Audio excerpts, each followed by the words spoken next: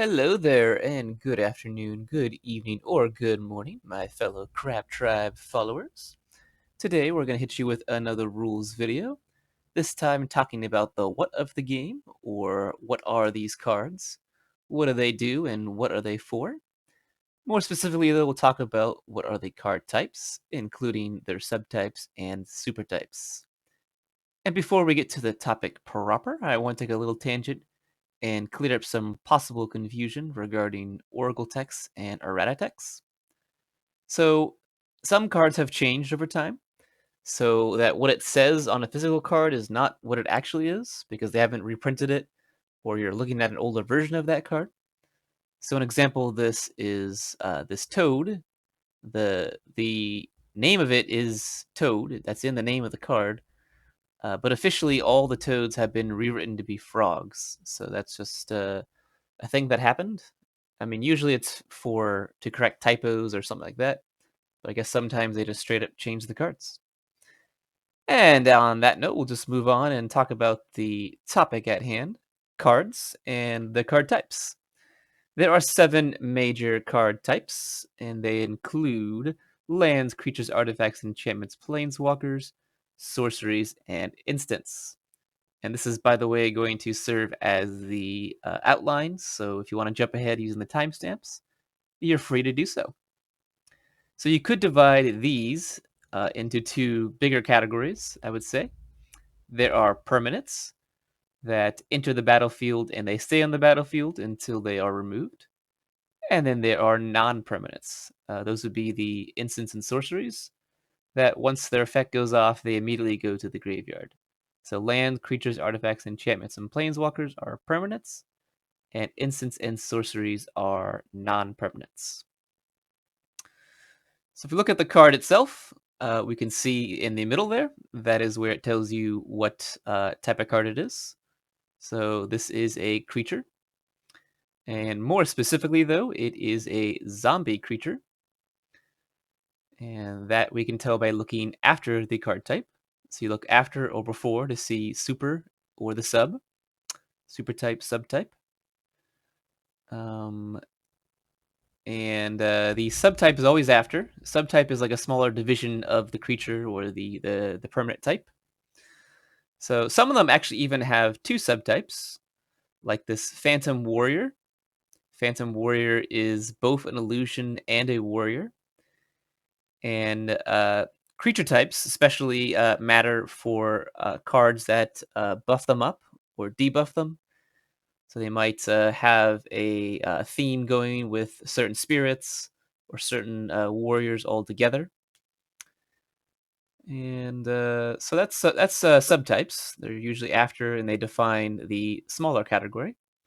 But then there are super types, and there actually aren't that many super types. But I would say the 2 that are the biggest would be basic, what we'll talk about in lands in just a minute. But then legendary is another one, uh, and a legendary permanent is a permanent that has the legendary rule applying to it. And the legend rule says that you can't have more than one permanent of the same name if both have legendary on the battlefield at the same time. And if you do, for whatever reason, you must immediately put one in the graveyard. And that is as a state-based action. It can't be responded to. So you just have to get rid of one legendary if you have 2 of them at the same time. Although there are a few exceptions, but these are just about it. So let's move on to the first card type. Lands. Lands are by far the most important card in any deck because they are used to produce mana. And without mana, you can't cast your spells or do anything really, so you'd be quite sad. The more lands you have at any point in the game, the happier you will be. And so that's kind of what separates competitive decks from non-competitive decks. Usually, a big factor is the amount of lands, the spread of their mana, and what else they can do for utility. So lands are not spells; they do not use the stack, so you can't respond to them. and you are allowed to play 1 land per turn from either of your 2 main phases. And there are a few cards that extend that number, but by default it is 1. And you can also play ramp spells, spells that search your library for a land and put it on the battlefield. Putting a land on the battlefield does not count for that 1 land per turn. And lands are divided into 2 types. There are basic and there are non-basics.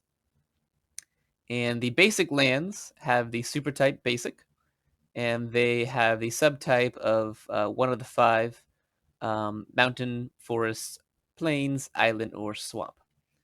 They also have the name of their subtype, so that can be confusing, but a plains is a plains. Like in this example here, we look at the card. The type is land, subtype is plains, and then the supertype is basic. So basic lands, they do basic things. They tap to produce mana. So in a deck that's 1 color, that's pretty much all you need.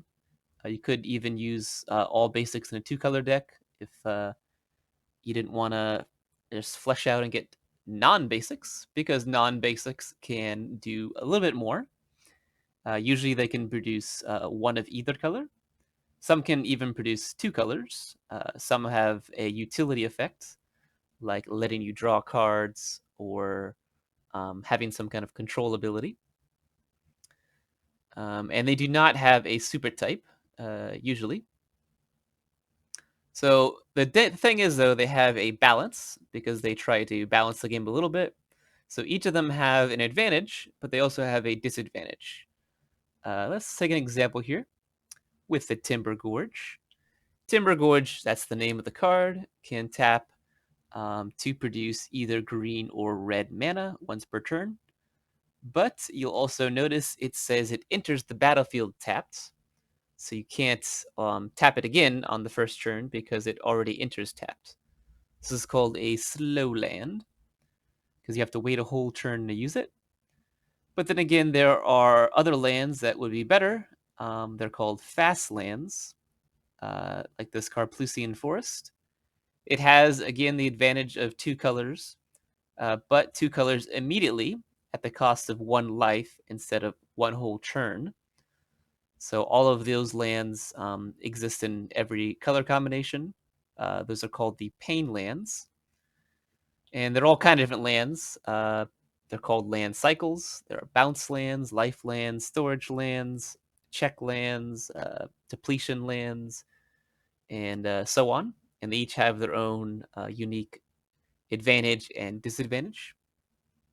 However, there is one elusive and rather sought after collectible set of lands called the true dual lands.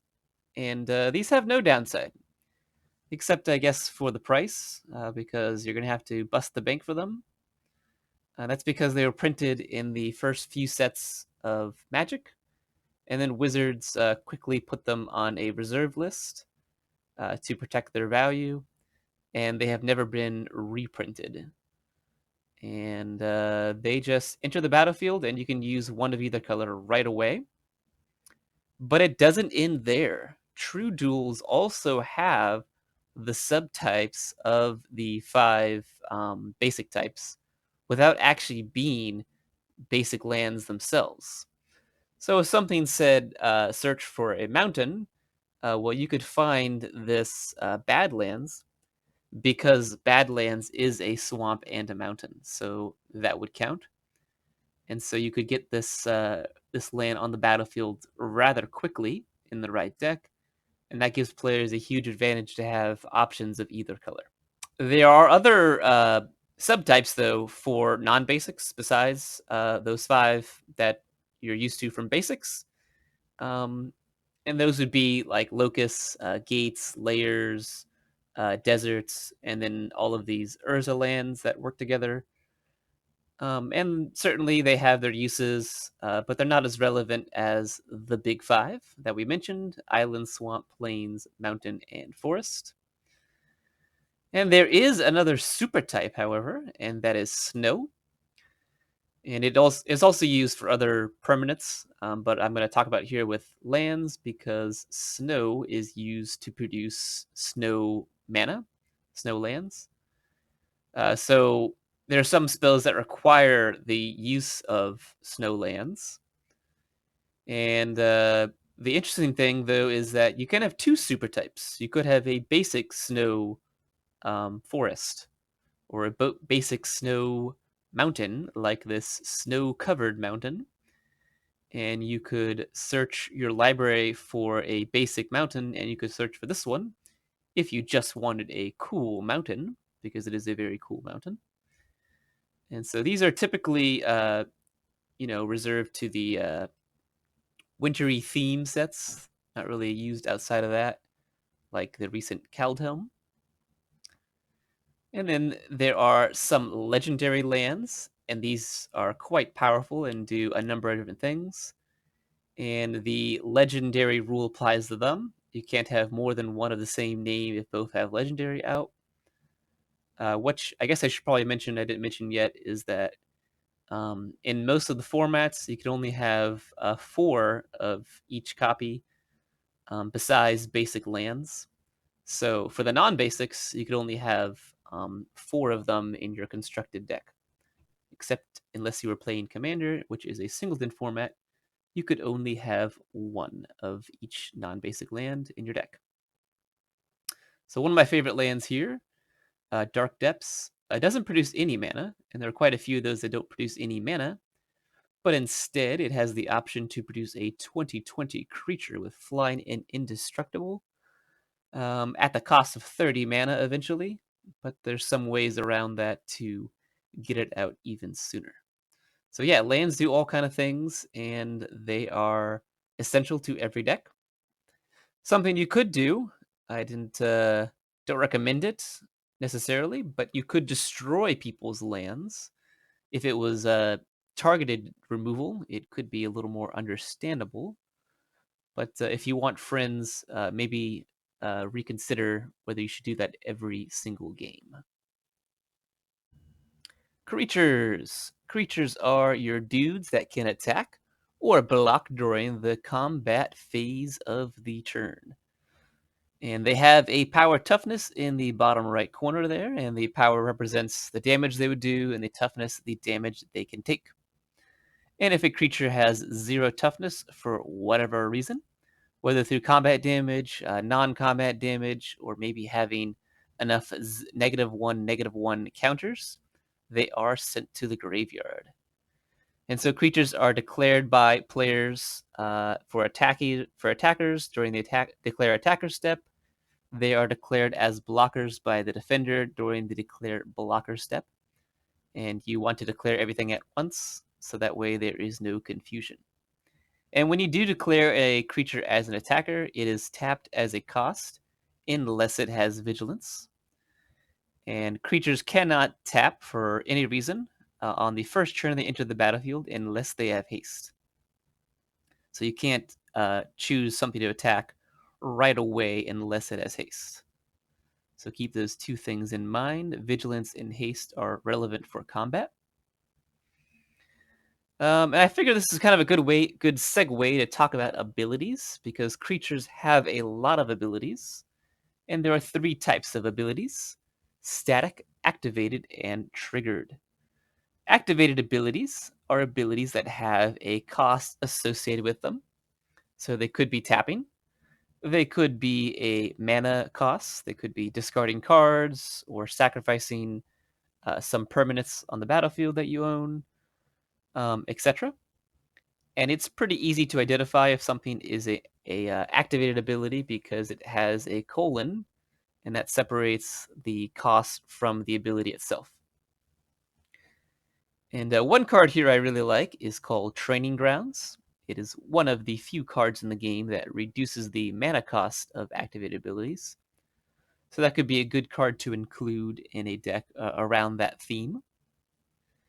And as long as a creature has Summoning Sickness, remember you can't use it to tap for an ability. And something to keep in mind is that whenever you use a ability, it puts it to the stack. And if it does not involve tapping, you could actually do that as many times as you would like. So for this example here, with Erebos, the God of the Dead, he has an activated ability which lets you draw a card at the cost of 2 life and 1 colorless and 1 black mana. So you could do that 4 times in a row and cost yourself 8 mana and 8 life if you so chose. And that each trigger could be responded to separately by an opponent. That's something to keep in mind. And then triggered abilities. These are abilities that would trigger to the stack based on an event happening. It could be, let's say, gaining a life, or drawing a card, or dealing damage. Those are all examples of triggered abilities. And usually they have the words when or whenever in the text. That kind of makes them easy to identify. So these are kind of used in different combos.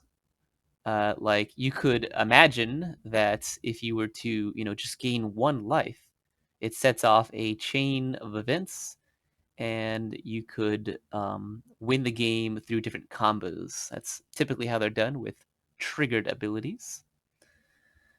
And then finally, static abilities are just abilities that exist on the battlefield as long as the source of it exists. So like Hushbringer here or Hoffrey Ghostforge, they both have abilities that just statically exist. So to sum up, creatures can attack and they can block, and they may have abilities which could be triggered, static, or activated, or either some combination thereof. And then artifacts are typically colorless utility tools that give you some kind of control advantage, where they might produce you mana and do all kind of things. And they have a few subtypes, and the first of which is equipment. And equipment is just you pay the cost and it enters the battlefield, and that's typically all that happens until you equip. You pay the equip cost and you put it under a creature, and then it gives the creature all of the abilities that it specifies on the card. Like, for example, if you put all of these swords onto this crab, it therefore becomes a better crab. And you can only equip, though, as a sorcery. But another subtype is vehicles, and vehicles enter the battlefield as an artifact. And then again, they typically do not very much until they are crewed, in which they become an artifact creature. And you do that by tapping any number of untapped creatures with total power equal to the tap cost, the crew cost. So if you had crew 4, you need either 4 1-power guys or 2 2-power guys. Whatever works. And that you can do at instant speed, and you don't have to worry about summoning sickness, since you are using the ability of the artifact and not the creature. And then all of the tokens have their own subtype as well, but they are pretty self-explanatory. The treasure and food and clues and whatnot. And then enchantments. Enchantments are similar to artifacts in that they are both tools to control the board or give you some kind of advantage, though these typically have a color identity, though there are a few that are devoid. And they each have, again, static, triggered, or activated abilities, or any combination thereof. And they have a few subtypes, one of which is aura.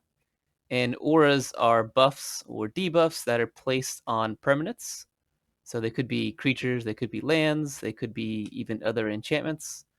And they stay on the battlefield unless that they are removed or the enchanted card is removed.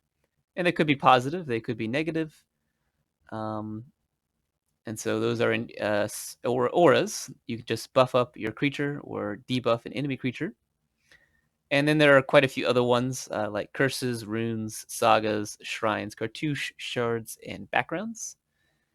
And 2 I want to focus on are curses. Those are actually enchant the player themselves. So you could curse your opponent and make it more beneficial to attack them. And that's pretty helpful in a multiplayer game to kind of create a distraction. And then sagas. Sagas enter the battlefield with a lore counter, and an additional one is added on each draw step. And every time it gets a lore counter, including when it enters the battlefield, it sends that triggered ability to the stack. So it goes 1, 2, 3, and you get each of those abilities as it gets a counter. So those are kind of fun because you can manipulate those and add new counters through proliferation and other ways as well. And then Planeswalkers, one of the most special and unique things about Magic. Because I guess in terms of the story, you are a Planeswalker. And these are kind of like your buddies that you have recruited. So you can kind of think of them as other NPCs, maybe. So they don't have a power toughness, they have loyalty counters they enter with, and those act as their health. So creatures can be declared as attackers against players or their planeswalkers. And then when a planeswalker takes damage, it removes that many loyalty counters. And they also have abilities. They could be triggered abilities, but they all have activated abilities. And these activated abilities either add loyalty counters or remove loyalty counters. Um, so those are planeswalkers, and they all have a story to them. They all have a lore, and they're part of the history of Magic. So you could read all about them if you so choose. And then we'll just talk briefly about these two together because they are quite similar. The non-permanent cards, sorceries, and instants.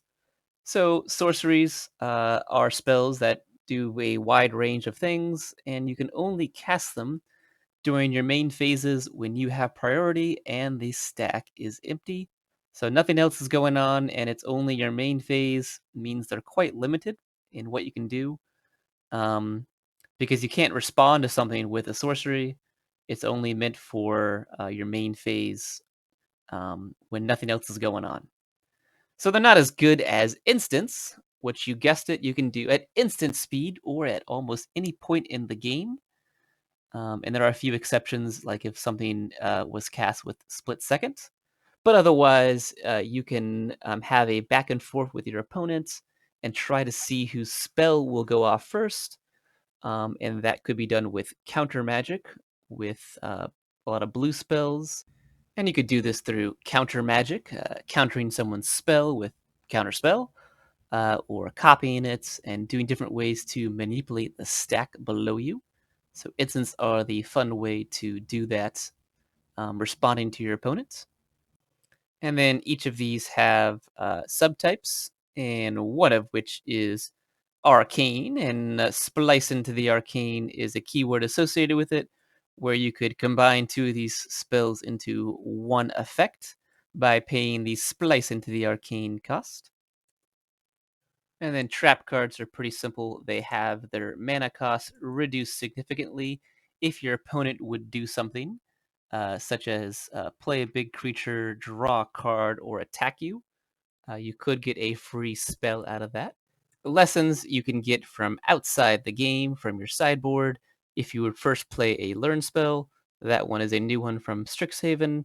And then adventure spells are creatures that have an adventure half to them, and that allows you to play the adventure first, and then the creature goes into exile, and you can play him from exile later in the game at any point. And finally, there are legendary sorceries. They're not permanents again, so the rule is a little different. And that is you can only cast a legendary sorcery if you first control a legendary permanent, like a legendary creature or any of the planeswalkers. And just for the record, there are a other card types that I'm skipping over because these are part of the casual formats or a obsolete formats like Vanguard, Conspiracy, Phenomenon, Scheme, or Plane. And then Dungeon and Tribal, there really aren't enough of them to talk about. Dungeon, there's only 3, and Tribal, there's only about 50, but I do think they are pretty cool anyway. And just a little note on tokens. Tokens have card types and even card subtypes, but technically they are not cards. So something will say non-token or token in the rules text for what it's trying to target.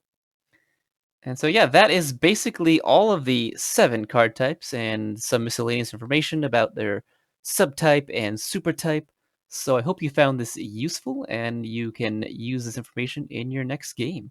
I'll see you guys in the next one.